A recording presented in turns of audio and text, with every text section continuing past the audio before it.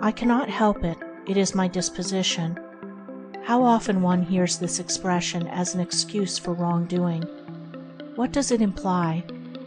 This, that the person who utters it believes that he has no choke in the matter, that he cannot alter his character.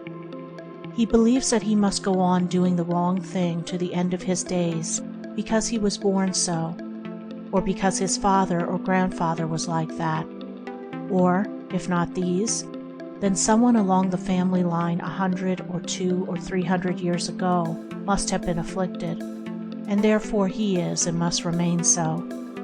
Such a belief should be uprooted, destroyed, and cast away, for it is not only without reason, it is a complete barrier to all progress, to all growth in goodness, to all development of character and noble expansion of life.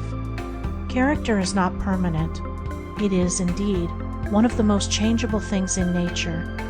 If not changed by a conscious act of the will, it is being continually modified and reformed by the pressure of circumstances.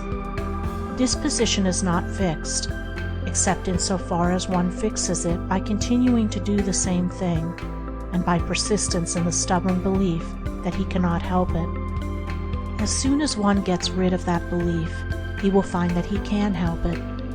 Further, he will find that intelligence and will are instruments which can mold disposition to any extent, and that too, with considerable rapidity if one is in earnest. What is disposition but a habit formed by repeating the same thing over and over again? Cease repeating, doing the same thing, and lo, the disposition is changed, the character is altered.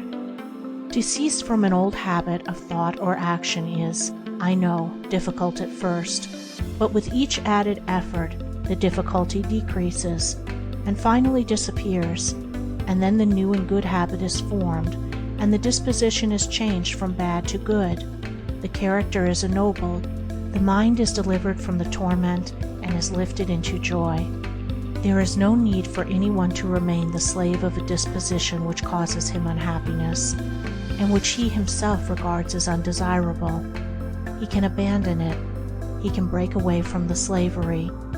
He can deliver himself and be free.